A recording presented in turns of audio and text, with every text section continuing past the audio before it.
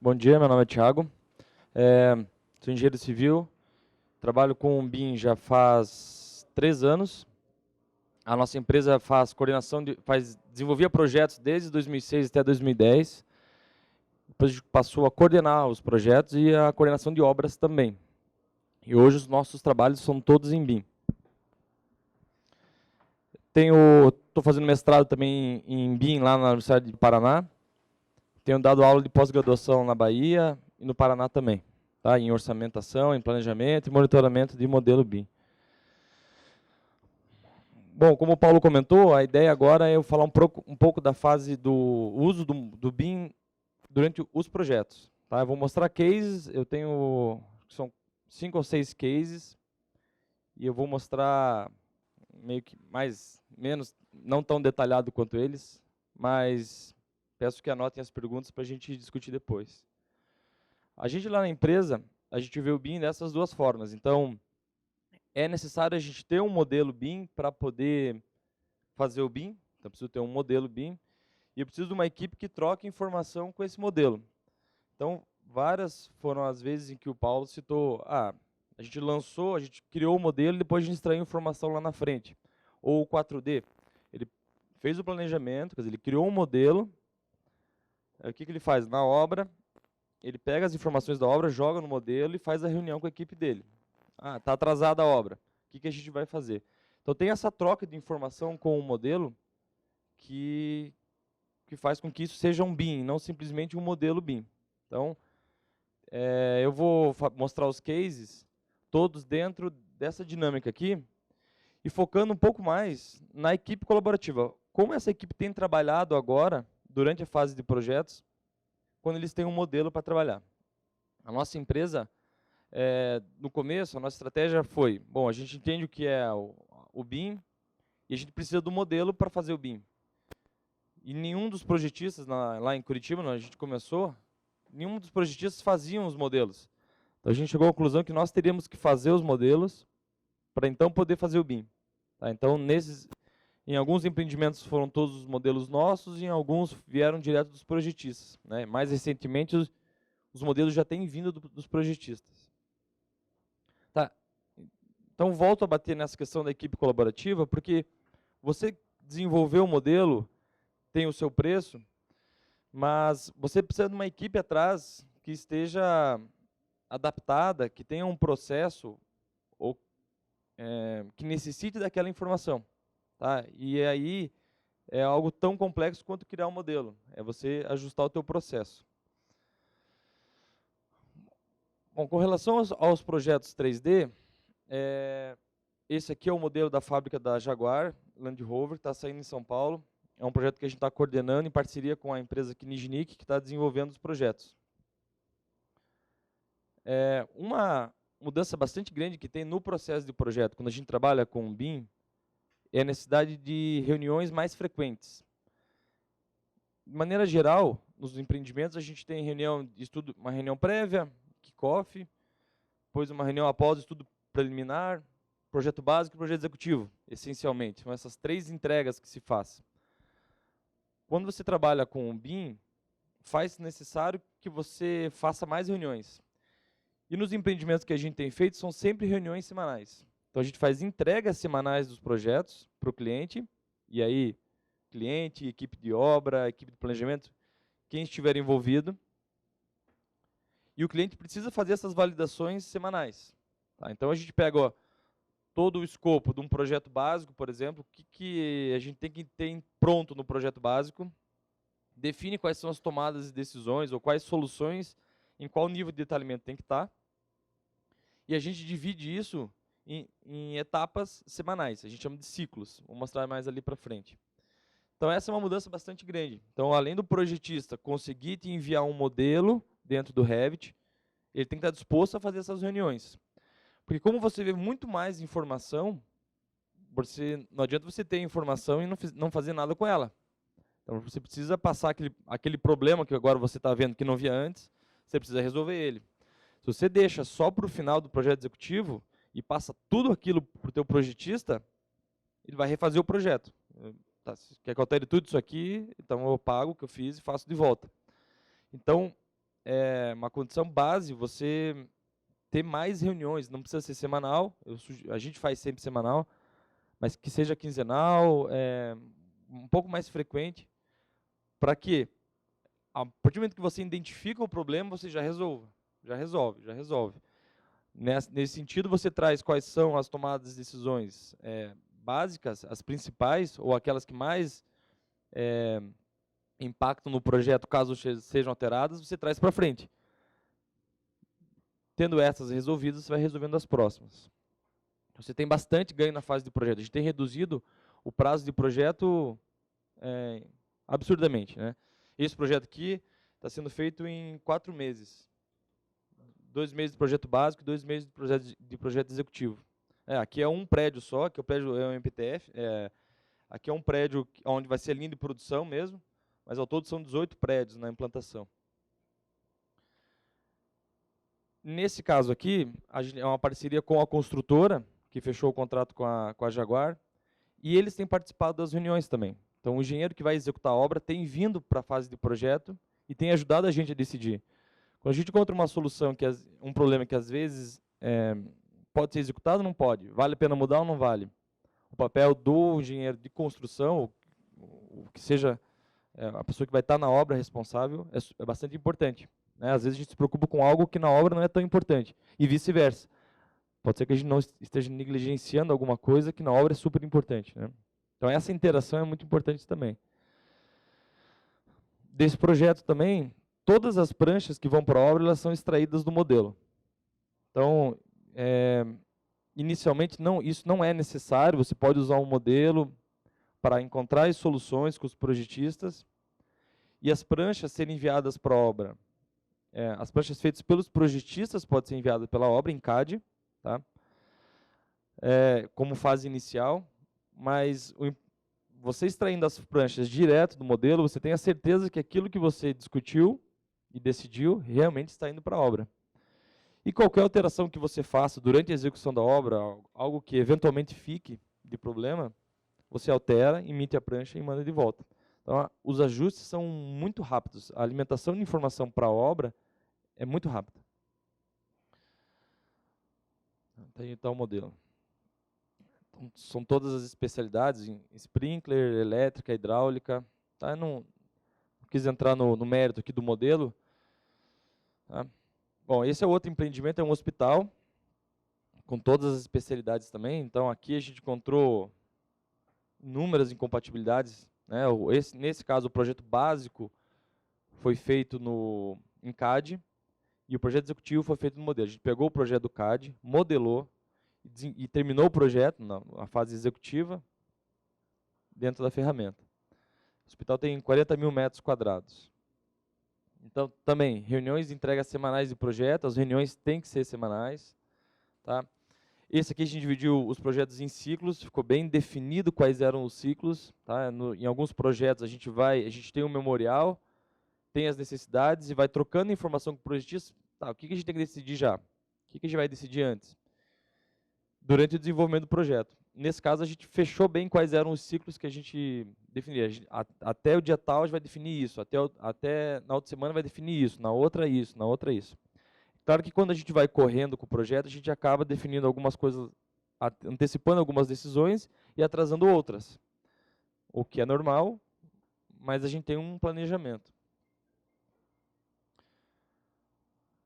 Está aqui o empreendimento.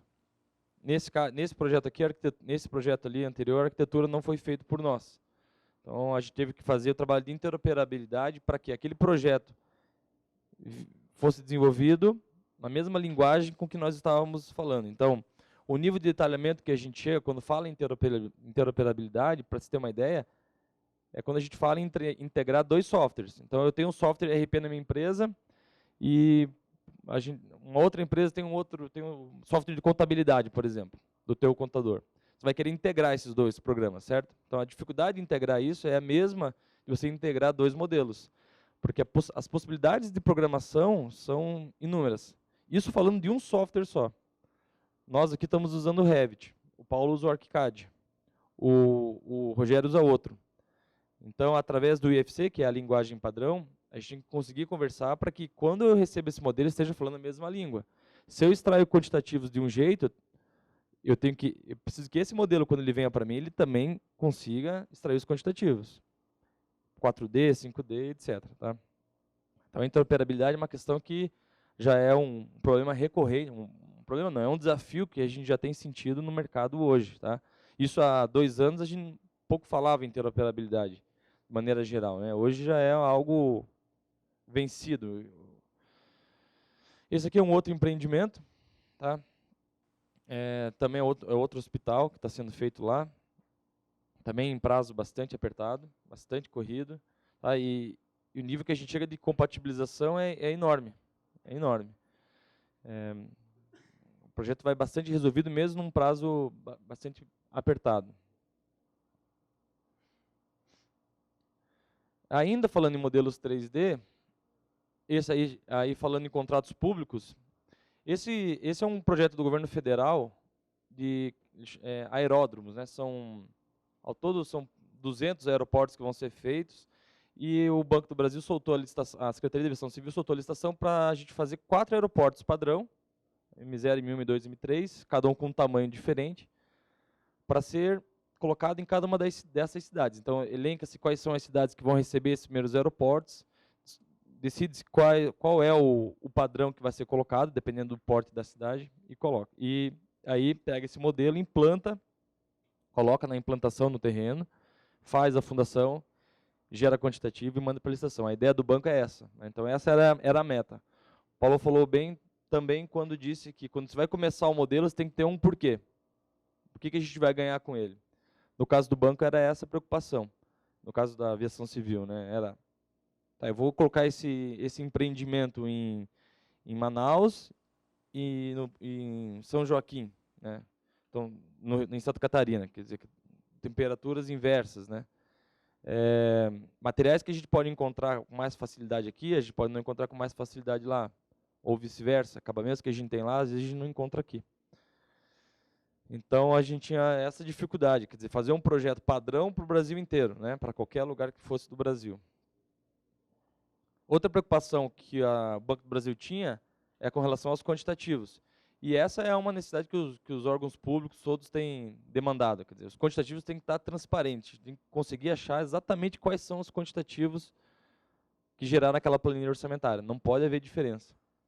Então, a gente modelou esses projetos aqui de forma que a gente conseguisse não só ter os quantitativos, mas que a gente conseguisse gerar pranchas indicando onde estão aqueles quantitativos. Então, tem lá um memorial dizendo que a alvenaria, nós temos 500 metros quadrados de alvenaria. Abaixo tem uma planilha, até poderia ter colocado essa, uma planilha com todas as alvenarias, uma com 10 metros quadrados, outra com 15, outra com 20, com 30, cada um com uma numeração. E aí você busca na prancha, lá de quantitativo de alvenaria, você busca a parede 2, está aqui a parede 2, essa tem 3 metros quadrados. Então, é uma transparência bastante grande, que o banco pensa, acredito que vai conseguir, e eu acredito também, que vai conseguir reduzir bastante o custo da obra depois. Pela transparência, pela precisão que tem. A empresa que vai orçar, ela sabe que é aquele valor. Então, ela não coloca riscos de ter quantificado errado, etc. Aqui estão os relatórios, né? Questão da modularização. Então, o ar-condicionado, uma questão, o revestimento foi outra. Tá? Está aqui o projeto. Esse foi um empreendimento que a gente fez, foi um dos primeiros que nós fizemos, e a gente fez ele já 4D. A gente apresentou lá no Sinduscon do Paraná, há uns 2 anos, a gente que fez um evento para apresentar. O que a gente fez de diferente nesse empreendimento? A obra estava começando. Então, nós tínhamos que desenvolver os projetos, e aí foi a nossa empresa mesmo que fez os projetos, no mesmo ritmo da obra. Então, o que a gente tinha que fazer? O que nós decidimos fazer? Pegar a estrutura da construtora, estrutura analítica de projeto, então a divisão, instalações preliminares, instalações, fundação, infraestrutura, etc. Aquela estrutura que basicamente está lá no orçamento, a gente trouxe ela para a fase de projeto e desenvolveu o projeto inteiro dentro dessa estrutura. Então, nessa obra, nós não tínhamos mais projeto arquitetônico, projeto de estrutura, projeto hidráulico. Não, a gente tinha o projeto de estudos preliminares, de instalações preliminares, a gente tinha o projeto de prumadas, a gente tinha o projeto de instalações de água fria. Então, a gente tinha que fazer isso para que a obra, a partir do momento que a obra acontecesse, se vai começar na obra as prumadas, pega as pranchas das prumadas e passa para lá. Então, além das pranchas, a gente criou um memorial para cada um desses itens, a gente criou um orçamento específico para cada um desses itens, tanto para a contratação quanto para o controle da obra depois. A gente criou fichas de verificação para cada serviço também. Então, de forma que a gente criou efetivamente um banco de dados da obra inteira. Ordens de serviço foram criadas também para cada item. Então, quando a gente ia começar a alvenaria estrutural, que é o caso desse prédio, a gente pegava todo esse pacote com memorial, com orçamento, com prazos, né? Eu vou mostrar aqui depois como é que foi feito o planejamento. Exatamente aquilo. A gente conseguiu uma redução de custo na mão de obra, na contratação das empresas, bastante grande. Eu não tenho os valores aqui, mas a gente estressou os empreiteiros candidatos, né? A construtora lá, olhava aqui, fazia ele estudar, mostrava para ele que a solução estava completa, que a gente estava estudando ponto a ponto, que a precisão dos quantitativos era grande, que o orçamento que ele ia passar em cima daquela metragem era exatamente aquela que ia acontecer, e que era para ele reduzir a gordura dele. E ele reduzia. Né? Isso foi feito em outro empreendimento também. Aqui está o 4D do empreendimento, mas eu vou passar. A gente já fez 4D bastante filme. O que ajudou muito na obra. Isso aqui é impressionante como a gente acha que o vídeo é uma imagem 4D. É impressionante como a gente consegue extrair informação em quantidades muito maiores do que a gente tiraria de um project. É incrível mesmo. Só tendo contato com o modelo do teu empreendimento que você está executando, que vai executar, quando você vê o seu empreendimento, aí você vê quantas coisas você tem que resolver antes de começar a obra. Quantas coisas não estão dando certo de acordo com aquele teu planejamento inicial. Quando você coloca ali, fica bem diferente. Esse é o último case, é um dos maiores cases que a gente tem, porque a gente começou a desenvolver o modelo 5D, então foi algo que a gente desenvolveu dentro da universidade, lá a gente tem uma empresa incubada lá, que é a Campesina de Tecnologia. Lá a gente desenvolveu uma programação que extraía quantitativos do modelo e linkado com as composições da empresa, produtividade, dimensionamento das equipes, não sei se tinha mais algum input, a gente conseguiu tirar o orçamento. Então, em toda a fase de desenvolvimento do projeto, a gente tinha o orçamento acontecendo. A construtora tinha uma meta, tantos milhões para ser construído, de custo de projeto. Então, eu desenvolvi um modelo 5D, ou seja, esse modelo recebe também informações de prazo, que é o 4D, e de custo também, está lá prontinho. E eu vou colocando dados nele e vou retirando dados. Então, eu coloquei dados de produtividade, coloquei dados de composição, coloquei dados de equipes, e tiro lá o cronograma da obra, tiro o orçamento da obra. Não estou satisfeito com isso. Os primeiros valores que a gente tirava eram valores absurdos. Como a construtora tinha várias outras obras com a mesma estrutura, a gente conseguia acompanhar proporcionalmente a alvenaria estrutural. Quanto que você, não era alvenaria estrutural, era alvenaria convencional, não me recordo qual foi. Quanto você gastou na outra obra? Em porcentagem em relação ao total da obra. Nessa aqui, quanto que você já está gastando? A mais. Então, vamos dar uma outra solução. Então, durante o desenvolvimento do projeto, a gente sentia necessidade de trocar a solução que foi dada, porque não fechava com o prazo final da obra. Então, a gente morreu também com aquele processo de terminar o projeto inteirinho, todos os cards prontos, e aí passa para a equipe de orçamento. Né? E a equipe de orçamento levanta, e aí que a gente vai ver o real preço da obra. Quer dizer, o real preço da obra não. A gente vai ver o preço do projeto. E aí a gente vai jogar para a obra. Então, a gente conseguiu trazer isso para frente. Então, a gente fez bastante simulações. Eu vou mostrar aqui uma delas. Tá? A gente também fez as fichas de verificações desse empreendimento. E esse empreendimento foi feito em 7 meses. A gente tinha planejado fazer em 7 meses, a gente fez em 7 meses. As pranchas impressas, lá na mão do cliente, assinada. Ele até agora não começou a obra por problema legal, né? Mas, enfim, estão os projetos prontos. Então, aqui foi uma das simulações que a gente fazia e fazia corriqueiramente. É claro que isso aqui, esse processo aqui, com meta de custo de obra, é um processo que demora o dobro do tempo de um projeto onde a gente vai fazer só o 3D. Tá? Quando a gente tem essa meta, a gente tem outros tipos de necessidade, é outro tipo de contratar o projetista, outra forma. Mas era esse tipo de solução que a gente fazia. Quando a gente via que aquele item da estrutura estava caro, que era revestimento, e aqui a solução era drywall, né, mas porque teria um outro revestimento, qual que era a diferença no total da obra? Se a gente partir do princípio que a gente pode simular, e nós fizemos 4 ou 5 simulações, se a gente partir do princípio que a gente pode simular muito mais coisas aqui dentro, a gente pode reduzir o preço da obra em valores bastante grandes. Isso em fase de projeto. Tinha uma outra preocupação aqui, quando a gente vendeu para o cliente, foi, tá, você vai me dar um preço aqui, quem diz que são esses os preços que eu faço, né? Tá, você vai me dar uma composição de custos aí, você vai usar meu banco de dados, mas ele não atualizava o banco de dados dele, né? Então, muitas coisas, ou que não tinha, a gente pegava da composição do Sinap, ou outra composição. Então, quem diz que esse valor que você vai me passar no final realmente vai atingir a minha meta? E aí eu perguntei para ele, tá, então, beleza, se fosse do método normal, como é que você ia fazer o orçamento? Eu ia no final contratar o orçamentista. Então tá, então contrata esse teu orçamentista, que era de confiança dele, e já traga ele para a fase de projeto. E ele vai me dar os preços para eu colocar. Eu uso o teu banco, o que não tiver, ele que coloca. Então, assim, eu quero dizer, nós éramos responsáveis pelo modelo, nós somos responsáveis pelo modelo e por fomentar os dados, por dizer o que está errado. Ó, está acima da meta do custo. Esse planejamento está errado. Tem essas incompatibilidades aqui, viga pegando em pilar. Quem vai resolver é o projetista. Como se tratava de uma questão de custo, quem que eu coloquei na equipe de projeto? O orçamentista. Entendeu? Então, basta eu estudar bem qual vai ser essa minha equipe colaborativa, as especialidades de cada um deles, dentro das necessidades que a gente tem, e eles vão passar o conhecimento para o modelo. Quer dizer, através de mim, eles me dão, eu coloco no modelo e digo, ó, tá certo, tá errado, vai para frente. Além, obviamente, da coordenação, a própria gestão, né? Gerenciamento do projeto em si, prazo, custo, escopo, etc.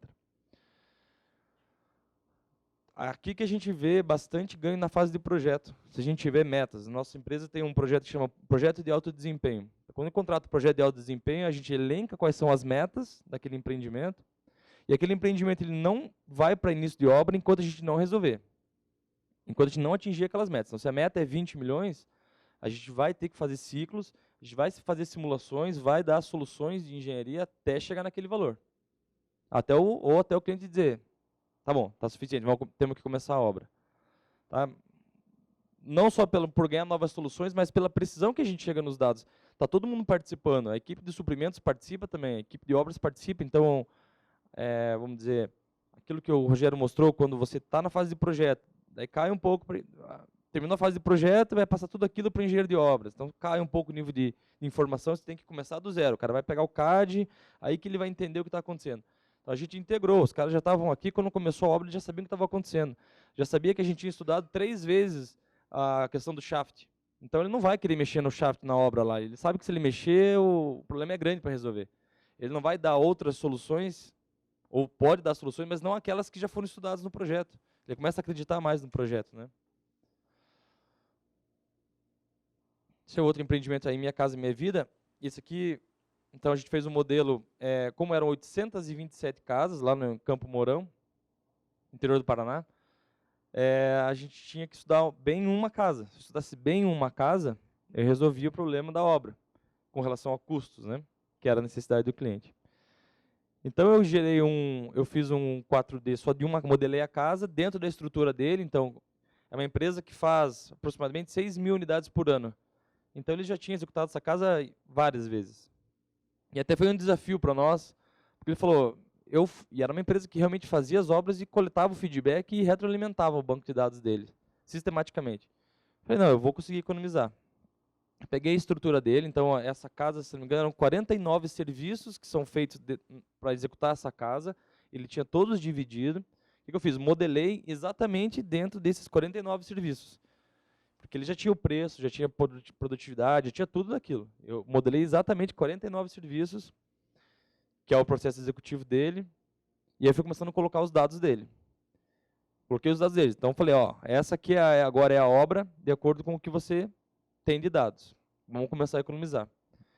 E aí simula daqui, simula dali, mexe material, mexe posição de tubo. Então, o estudo era assim, o tubo de alimentação, a água fria que está subindo para a caixa d'água, ela está subindo por trás do tanque. Se a gente deslocar ela para o outro lado da casa, talvez a gente ganhe 10 centímetros, 20 centímetros de tubo lá em cima. Vale, vale. Ia lá, mexia e fazia ganhar os 20 centímetros. A gente tirava cotovelo, a gente tirou, redimensionou todas as estacas. Então, assim, foi um ganho bastante grande. Por ser repetitivo, né, aí ficou bastante claro. Então, esse foi o valor que a gente chegou no final do contrato, que ele assumiu comigo, que foi no término da fase de projeto. Né? Depois, na fase de obra, a gente acompanhou ele, implantou uns sistemas de planejamento para ele lá, e o empreendimento está para acabar agora. Então, eu preciso ver o que deu no final da obra. Mas, enfim, o projeto que ele startou já saiu com 2% mais barato. Né? Pode dar um play aqui, eu vou mostrar só essa casa modelada com esses 49 serviços. Então, assim, além do modelo, eu tive que pegar a gente pegou os engenheiros deles que já tinham executado essa obra, colocou numa sala, ia martelando item por item. O que daria errado na obra normalmente? Quando você vai fazer essa fase, o que não funciona? Quais os problemas? A gente criou as fichas de verificação também desse empreendimento. Pode. Volta ali. Esse vídeo está dentro do... Só dá play. Então, além de eu ter o modelo, a mídia indisponível. Não vai aparecer. Não vai. Não estava dentro do modelo. Não estava dentro da... Pode passar. Então, além de eu ter o modelo, eu tinha que colocar todos os profissionais dentro da sala para criticar. Se eu fizesse o modelo sozinho e entregasse para o cliente, ele ia fazer o quê com aquilo lá? Ele nem ia saber. Porque, enfim, ele não tinha o conhecimento do que era o BIM, etc. Então, nosso papel de coordenação estava em realmente pegar o funcionário dele e falar, analisa aqui, o que dá errado? Esses são os valores? Essa é a produtividade? Tá dando certo, não está? Então, se eu fizesse isso dentro da minha casa, dentro do meu escritório, e eu fizesse essa crítica, quando a gente fosse entregar para ele, ele ia falar, não, mas isso aqui não dá, isso aqui não funciona, esse prazo está errado, essa produtividade está errada, é assim que eu faço. Então, como eu trouxe eles para a discussão, então, ao término do projeto, eu tinha um projeto que ele sabia que podia ser executado. Então, de volta ao papel dessa equipe colaborativa. Né? Esse aqui ainda não é um serviço que a gente presta, tá? É um primeiro experimento que a gente fez com o apoio da universidade, faltou o logo da universidade aqui, empreendimento da Rossi e da TAC, que é uma consultora lá do Paraná. Quer dizer, acho que já está em atuação nacional. Eles estavam durante a fase de obras, tá? Então, vamos dizer, os nossos serviços hoje estão todos na fase de projeto. E a gente está começando a estudar, já faz 1 ano e meio, como levar esse modelo para a fase de obra. O Paulo já tem esse uso, por exemplo, outras empresas têm, o Ricardo, o Rogério já coloca, já faz o 4D em várias empresas, a gente estava começando a ver como a gente pode fazer. Essa obra estava para terminar, estava atrasada, eles tinham uma meta ali para terminar em acho que era 3 meses e meio, alguma coisa assim. E estava o planejamento bagunçado. Aí a gente chegou à conclusão, não, então vamos tomar 2 ações, vamos implantar um sistema de planejamento, que é o Less Planner, para a gente poder organizar as informações. Se eu não tiver as informações organizadas, não adianta eu ter um modelo. Porque quando eu tiver um modelo, eu vou falar para você, tá, foi feita a alvenaria? O cara vai me dizer, não, foi feito isso, mas foi feito metade, mas já foi feito... Não, foi feita a alvenaria sim ou não? Sim. Então, quando você tem um modelo, você precisa informação correta. O software ele não lê mais ou menos, ele lê sim ou não, porcentagem. Então, como a obra não tinha esse sistema de planejamento, a gente criou. Dessa forma, a gente tinha a informação bem clara da obra, o que precisava, como é que estava para colocar no modelo. A gente criou um novo cronograma com eles, há 3 meses. E aí, a gente via que para terminar a obra, qual que era o problema? Tudo que tinha ficado para trás. Quer dizer, a obra já estava subindo a alvenaria, estava começando o acabamento. E aí o problema era tudo que tinha ficado para trás. As equipes tinham executado e passado para a etapa seguinte, para o andar seguinte, tinham deixado problemas para trás. Então a gente tinha que trazer esses problemas já. Né? Então o que a gente fez? Passa aqui. Então esse aqui é o resultado já do modelo. O que a gente fez? Com o Less Planner, a gente implantou na empresa um sistema de coleta de dados na obra. Então, o profissional lá da empresa, ele ia andando pela obra e anotando tudo pelo tablet. E essas informações eram trazidas para nós. E nós colocávamos no modelo. Então, por exemplo, aqui, ainda, nessa reunião, esse Last Planner, ele prevê uma reunião semanal de planejamento operacional. Então, semanalmente, a gente tem que analisar o que vai ser feito na semana seguinte. Ele não só tomava decisão em cima do cronograma, e aí do 4D que a gente fez, mas também disso aqui. Então, aqui, o que representa? Tudo que está em amarelo não tem terminalidade, ou seja, foi encerrado pela equipe de produção, mas falta fazer alguma coisinha. Falta arrumar um cantinho, alguma coisa está errada, a qualidade reprovou. Então, para fins de planejamento, aquele trabalho estava feito. Para fins de linha de balanço, cronograma, passa para frente. Mas quando passava a equipe de qualidade, via que tinha algum problema. Então, essa era a questão da terminalidade. Acho que aqui não apresenta, mas a gente também coletava informações de restrição, quer dizer, aquilo que não pode ser feito. Tem outros modelos aqui, mas aquilo que não pode ser executado, então tinha uma restrição. Então, tudo que tinha restrição, a gente colocava em laranja, porque a gente sabia que não podia ser executado. O planejador, na hora de começar o projeto, ele já via, putz, não dá para fazer esse pavimento. Então, vamos fazer outra coisa. O que não tinha restrição, o que estava programado para ser feito, o que tinha que conferir qualidade, retrabalho, a medir, medida. Então, a gente criou esses padrões aqui, que eram coletados através do tablet, através de, às vezes em reunião mesmo, a gente coletava informação, para que o profissional, o planejador, pudesse tomar a decisão. E a obra foi entregue em 3 meses. Então, não só o case não só terminar a obra foi bom, mas esse é um case que foi feito a primeira vez no mundo. A gente não achou nada de literatura científica que mostrasse isso aqui ainda. O professor Rafael Sachs, que foi comentado, o autor do livro, ele fez algo parecido com isso, que ele chama de Kanban. Então, ele também representa algumas coisas de obra dentro do modelo. Mas o nosso tem algumas diferenças. Então, é um trabalho que vai ser publicado aí no mundo inteiro. Agora, na Europa, na Austrália. Mas o que eu quero dizer, isso é experimento, a gente não presta serviço ainda. Nossa empresa ainda vai ter que experimentar em outras obras, vai ter que formatar um produto para isso, como vai servir, como vai prestar esse serviço, tá?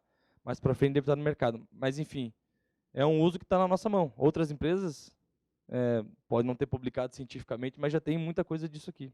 Tá? Então, um grande uso de modelo na fase de obra.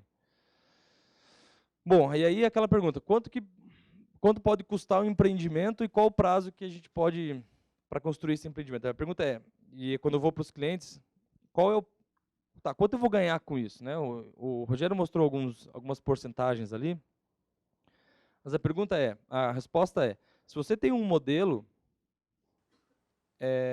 daquele empreendimento, e você partir do princípio que você pode simular as soluções que estão ali, aquele modelo é para ser simulado, é para você colocar a informação e tirar. Então, quanto mais simulações você fizer, mais você consegue reduzir o prazo. Tá? Então, se você me der 3 meses para eu simular e dar soluções, Thiago, simule revestimento, estrutura e não sei o quê. Bom, eu vou simular, vou te dar a melhor solução e pronto. Se você me der mais tempo, eu vou simular mais coisas, posso abaixar mais ainda a obra. Ou, se você me der uma meta para esse empreendimento, eu tendo esse modelo, onde é que está o limite disso? Né? Aí, o que eu parei para pensar? Falei, onde é que a gente vai chegar? Bom, aí o limite está no que a gente tem de disponibilidade de engenharia hoje, de materiais, de equipamentos, de solução. E mais importante do que isso, porque isso a gente sabe, está disponível, a gente tem bastante inovação aí para conseguir reduzir bastante coisa em obra, mas é na disposição para mudar. Então o nosso limite está na engenharia, mas quanto que eu estou disposto a mudar para efetivamente ter esses ganhos? Né? E a mudança é grande, e é de bastante gente. Então, o primeiro passo para a empresa aí nesse plano estratégico quais são as minhas metas, e o que eu estou disposto a mudar para atingir essas metas. Tá? Não dá para começar um empreendimento querendo fazer a mesma coisa que você fez na outra obra e querendo reduzir 10% do custo. Quer dizer, se já não reduziu, o que vai reduzir agora? Então, o que você está disposto a mudar, seja a tua equipe de planejamento, seja a tua equipe de obra, seja material, seja método construtivo, o que você está disposto a mudar para baixar o preço? Tá? Aqui tinha um vídeo aqui que também não vai dar para mostrar. Aqui está o meu contato. Aí fica para as perguntas, as discussões.